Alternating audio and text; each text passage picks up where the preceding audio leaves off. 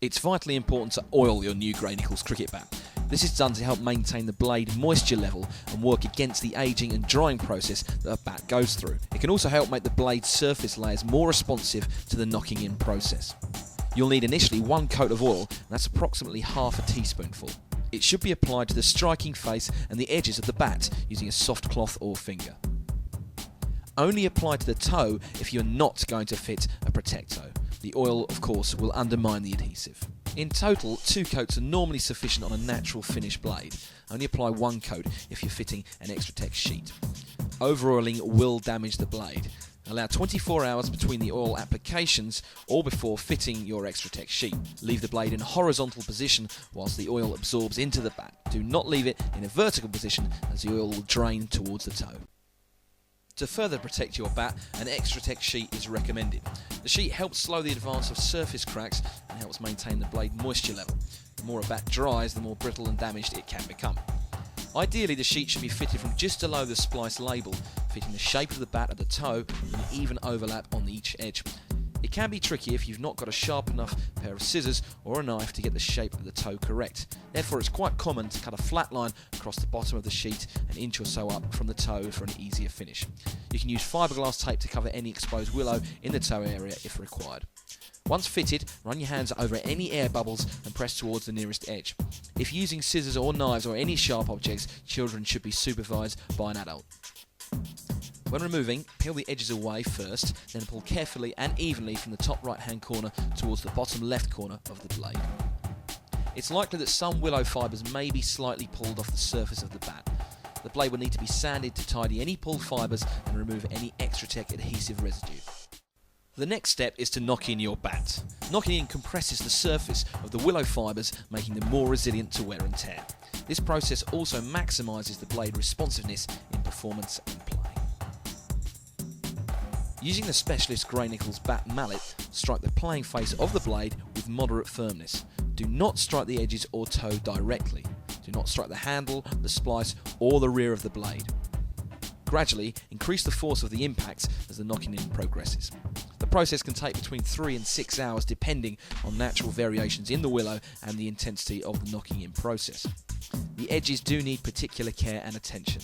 Use glancing blows off the face to slightly round the edge. Remember not to impact the toe or the edge square on.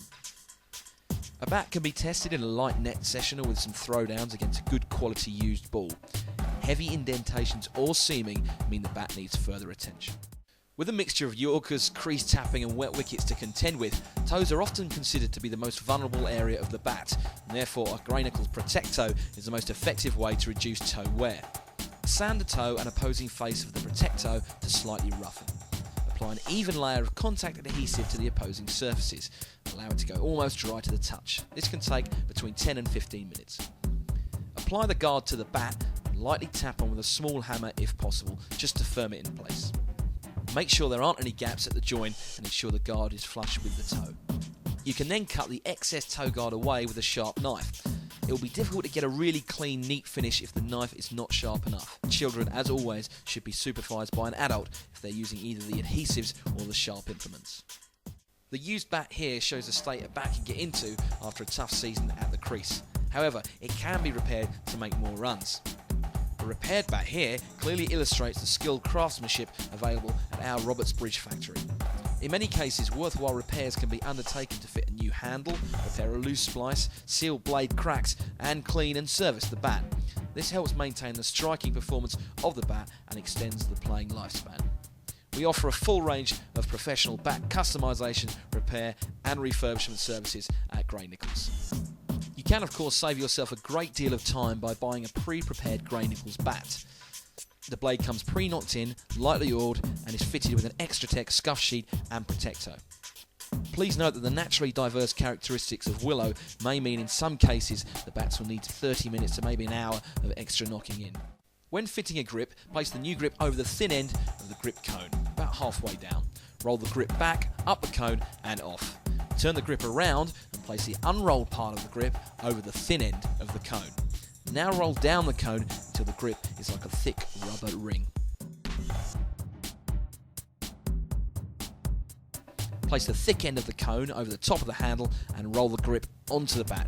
will still be in the ring shape and it will go down the handle. Roll down the handle slowly, still in the ring shape, to around an inch or two above the splice.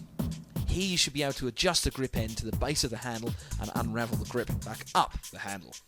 Any grip extending over the handle knob can be cut to shape. Tape around the base of the grip to stop it moving or rolling around in play.